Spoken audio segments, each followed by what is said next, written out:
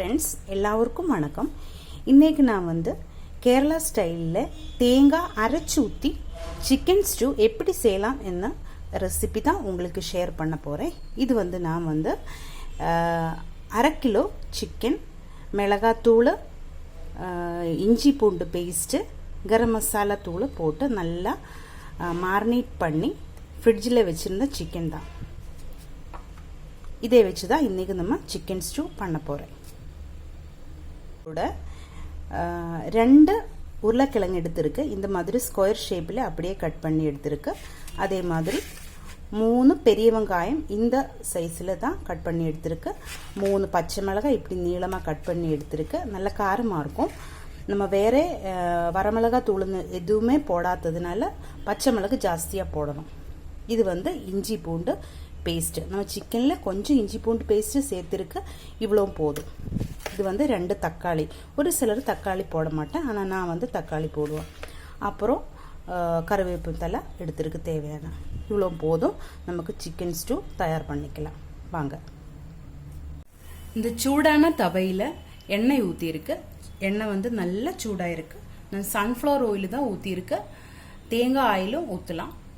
இதில் நான் வந்து பெரிய வெங்காயம் ஃபஸ்ட்டு போட போகிறேன். பச்சை மிளகாய், பெரிய வெங்காயம் இதை 2ஐயும் ஃபஸ்ட்டு போட்டு கொஞ்சம் லைட்டாக ஒன்று வணக்கி எடுக்கணும். லைட்டாக போதும், 1 நிமிஷம் போதும். பின்னாடி வந்து நமக்கு உருளைக்கிழங்க போடலாம். அதே மாதிரி கருவேப்பிலை தலையும் போடலாம். நல்லா வணக்கி எடுத்துக்கோங்க. தக்காளி அப்புறமா போடலாம். நம்ம எடுத்து வச்சிருந்தா இஞ்சி பூண்டு பேஸ்ட்டு இதுக்கு கூட சேர்த்துக்கலாம். நம்ம சிக்கனில் கொஞ்சம் இஞ்சி பூண்டு சேர்த்துருக்கு, அதனால இவ்வளோ இஞ்சி பூண்டு பேஸ்ட்டு போடும். நல்லா வணக்கி எடுக்கணும். தேவையான உப்பையும் போடலாம்.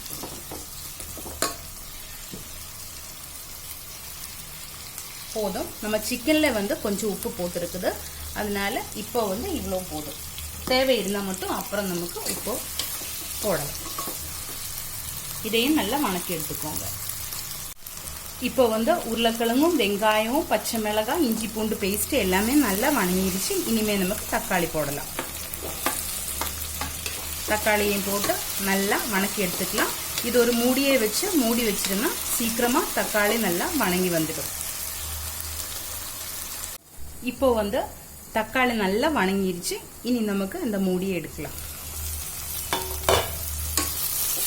இதுக்குள்ள ஒரு 1-2 மசாலா நம்ம எடுக்கணும். இது வந்து கொஞ்சம் சோம்பு, ஒரு 3 கிராம்பு, 4 ஏலக்காய், ஒரு சின்ன பீஸ் பட்டை. இது வந்து நம்ம ஃபஸ்ட்டு ஆயில் ஊற்றும் போது கூட இது போடலாம். ஆனால் எனக்கு வந்து அப்போ போடுறது பிடிக்கல, ரொம்ப வணங்கினது எனக்கு பிடிக்கல. நான் வந்து இப்போ தான் போடுவேன். இது அப்படியே நமக்கு வந்து இந்த என்னோட ஃபோன் வந்து இடையிலே கொஞ்சம் ப்ராப்ளம் ஆகிருக்கு, அதனால தான் கொஞ்சம் லைட்டுக்கு ப்ராப்ளம் வந்தது. இப்போ வந்து ரெடி ஆயிடுச்சு. இப்போது நம்ம உருளைக்கிழங்கும் இது எல்லாமே நல்லா வணங்கி வந்துடுச்சு. இனிமேல் நமக்கு அதுக்கு மசாலா போடலாம். இது வந்து கொஞ்சம் கரம் மசாலா. இது நானே தயார் பண்ணிய மசாலா தான். இதனோட ஒரு வீடியோ அப்புறம் நான் உங்களுக்காக ஷேர் பண்ணுறேன். நம்ம சிக்கனில் வந்து கொஞ்சம் கரம் மசாலா போட்டிருக்கு, அதனால அவ்வளோ கரம் மசாலா போடும், நிறைய போட தேவையில்லை. அப்புறமா நமக்கு மிளகாத்தூள் அதையும் சிக்கனில் கொஞ்சம் போட்டிருக்கு. அதே மாதிரி பச்சை மிளகும் போட்டிருக்குது, அதனால் நிறைய போட்டால் காரமாயிடும். அதனால் இவ்வளோ தான் போட்டிருக்கு. ஒரு 1/2 ஸ்பூன் பெப்பர் தூள், மிளகாத்தூள் போட்டிருக்கு, போதும். அப்புறம் நான் வந்து கொஞ்சமாக கொத்தமல்லி தூள் இது நான் போடுவேன். ஒரு சிலர் போட மாட்டேன், மேக்ஸிமம் யாரும் போட மாட்டேன்னு நினைக்கிறேன். ஆனால் எனக்கு வந்து இது கொத்தமல்லி தூளுன்ற டேஸ்ட்டு கொஞ்சம் பிடிக்கும். அதனால இந்த ஸ்டூவுக்கு நல்ல டேஸ்ட்டு கொடுக்கும் தான் நான் நினைக்கிறேன். நான் எப்போ ஸ்டூ வச்சாலும் இந்த கொத்தமல்லி தூள் கொஞ்சம் போடுவாங்க. இதையும் கொஞ்சம் சேர்த்துடுவேன். அப்புறம் இது நமக்கு நல்லா வணக்கி எடுத்துக்கலாம். இப்படியே நல்லா லைட்டாக வணக்கிய போதும். கரம் மசாலா எல்லாம் வந்து நம்ம கொஞ்சம் சூடு பண்ணி தான் தூள் பண்ணி வச்சுருக்கு. அதனால் ரொம்ப டைம் தேவையில்லை. இனிமேல் வந்து நம்ம மாரினேட் பண்ணி வச்சுருக்கிற சிக்கன் வந்து இந்த இதில் போடலாம். டைரெக்டாக அப்படியே போட்டு நல்லா வணக்கி எடுத்துக்கோங்க. கொஞ்ச நேரம் ஒரு 2 நிமிஷம் இப்படியே சிக்கனையும் நல்லா வணக்கி எடுத்துக்கணும். அப்புறம் இது வந்து தேங்காய் பாலில் தான் வேக வைக்கணும். அதாவது நம்ம வந்து தேங்காய் பால் எடுக்கும்போது 2வது பால் எடுக்கும்ல, ஃபஸ்ட்டு பால் கிடையாது, பாலில் 2வது பால் எடுக்குன்னா அந்த பாலில் ஊற்றி தான் இது வேக வைக்கணும் அந்த சிக்கனை. ஆனால் நான் வந்து இன்றைக்கு தேங்காய் அரைச்சி தான் இதில் போடுறேன். அதனால் தேங்காய் பால்லே வேக வைக்கிறது இல்லை. இப்படியே சிக்கன் நல்லா வணக்கி அப்படியே எடுத்ததுக்கப்புறம் கொஞ்சம் கொதிக்கிற தண்ணி ஊற்றி தான் இந்த சிக்கனை வேக வைக்க போகிறேன். இப்படியே நல்லா வணக்கி எடுத்துருக்கணும். இப்போ வந்து இந்த சிக்கன் எல்லாம் நல்லா வணங்கிடுச்சு. இந்த மசாலையெல்லாம் அந்த சிக்கனில் பிடிச்சிருக்கும். இனி வந்து நம்ம கொதிக்கிற தண்ணியை கொஞ்சம் ஊற்றி வேகிறதுக்கு விடலாம். கொஞ்சமாக போதும். இந்த சிக்கன்லேருந்து தண்ணி நல்லா வரும். அதனால் கொஞ்சம் தண்ணி மட்டும் போதும். இந்த உருளைக்கிழங்கும் பாதி வெந்துடுச்சு. இதில் கேரட்டும் நமக்கு போடலாம் உருளைக்கிழங்குக்கு கூட. ஆனால் நான் போடுறதில்ல, எனக்கு பிடிக்கல. அதனால் நான் உருளைக்கிழங்கு மட்டும்தான் போட்டிருக்கு. இப்போ வந்து இந்த சிக்கன் அப்படியே ஒரு 20 நிமிஷம் சிம்மில் ஸ்டவ் வச்சுட்டு வேகிறதுக்கு விடலாம்.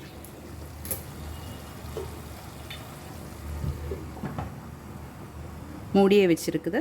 சிக்கன் அங்கே நின்றும் அப்படியே வேகட்டும். இடையில மூடி துறந்து இப்படியே கொஞ்சம் கிளறி விடணும். சிக்கன் எல்லாம் நல்லா வேகணும். இப்போ பாதி வெந்துடுச்சு. இன்னும் கொஞ்சம் டைம் கூட வேகணும். வெந்து இந்த தண்ணியெல்லாம் வற்றணும். மறுபடியும் மூடி வைக்கலாம்.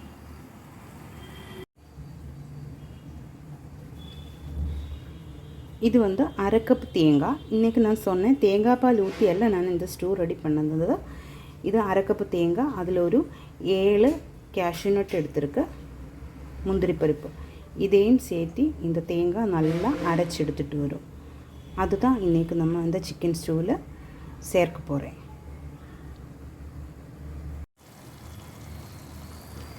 நம்ம சிக்கன் வந்து நல்லா வெந்துருச்சு. இந்த இவ்வளோ நல்லா வெந்துருச்சு. இனி வந்து நமக்கு தேங்காய் அரைச்சி அந்த கூட்டை சேர்த்துக்கலாம். இதில் நான் உங்களை காமிச்சது ஒரு 7 கேஷ்யூ நட்டு அரைச்சது, முந்திரி பருப்பு இதில் அரைச்சிருந்தது. இது ஆப்ஷனலான உங்களுக்கு இருந்தால் மட்டும் கேஷ்யூ நட்டு போட்டால் போதும், இல்லைச்சா தேங்காய் மட்டும் அரைச்சி இதில் ஊற்றியா போதும்.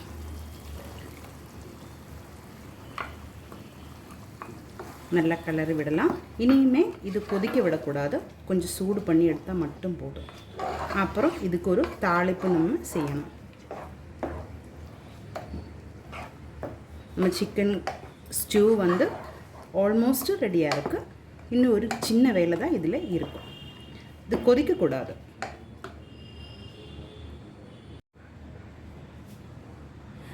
நம்ம கேரளா ஸ்டைல் சிக்கன் ஸ்டூ ரெடியாக இருக்குது. இது வந்து ஒரு மெத்தேடு தான். இன்னும் நிறைய மெத்தடில் சிக்கன் ஸ்டூ பண்ணிக்கலாம். இதில் வந்து இனி நமக்கு ஒரு தாளிப்பு செய்யலாம். அதையும் காமிச்சிடுறேன். சூடாய தவையில் ஒரு 3 சின்ன வெங்காயம் இப்படி சின்னதாக கட் பண்ணியிருக்கு. அது அப்படியே நல்லா ஃப்ரை ஆகிட்டு வரட்டும்.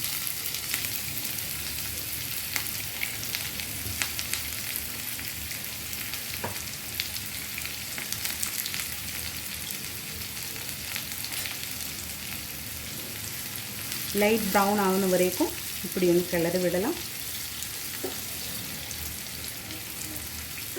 அதுக்கிடையில் நான் ஒரு விஷயம் சொல்லட்டும். என்னோடய சேனல் நீங்கள் பிடிச்சிருந்தா சப்ஸ்கிரைப் பண்ணுங்கள். இந்த வீடியோ உங்களுக்கு பிடிச்சா கண்டிப்பாக லைக் பண்ணணும், ஷேர் பண்ணணும், கமெண்ட் பண்ணணும்.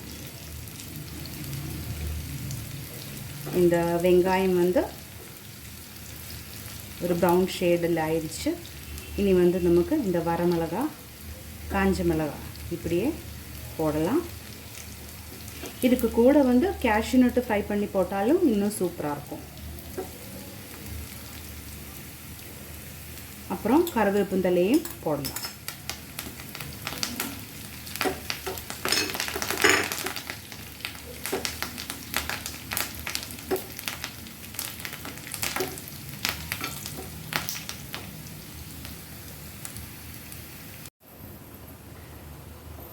இப்போ வந்து இந்த சிக்கன் ஸ்டூக்குள்ளே நம்ம இப்போ தாளித்த வெங்காயத்தையும் கருவேப்பிந்தலையெல்லாம் போட்டு அந்த ஆயில் அப்படியே தாளித்து போடலாம். இதை இப்போ வந்து கிளறக்கூடாது, ஒரு 5 நிமிஷம் அப்படியே விட்டுடணும். மூடியை வச்சு ஒரு 5 நிமிஷம் அப்படியே மூடி வச்சிடணும். அப்போ தான் அந்த வெங்காயத்தின் டேஸ்ட்டு அந்த ஸ்டூக்குள்ளேயே இறங்கிடும், நல்ல டேஸ்ட்டு கொடுக்கும் அது. இப்போ வந்து இந்த ஸ்டூ ரெடியாக இருக்க நம்ம சர்வ் பண்ணுறதுக்காக ஒரு பவுலிலேக்கு மாற்றிக்கலாம்.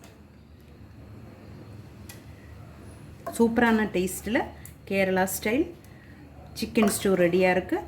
இது வந்து கேரளா ஆப்பத்துக்கு கூட, இடியப்பத்துக்கு கூட, சப்பாத்தியோட கூட, அதே மாதிரி ப்ரெட்டுக்கு கூட எல்லாமே சாப்பிட்லாம். இன்றைக்கி நாங்கள் வந்து ப்ரெட்டிൻ്റെ கூட தான் சாப்பிட போகிறேன். சூப்பர் டேஸ்ட்டாக இருக்கும். நீங்களும் ஒரு தடவை இந்த மாதிரி சிக்கன் ஸ்டூ செஞ்சு பாருங்கள். டேஸ்டான சிக்கன் ஸ்டூ ரெடியாக இருக்குது.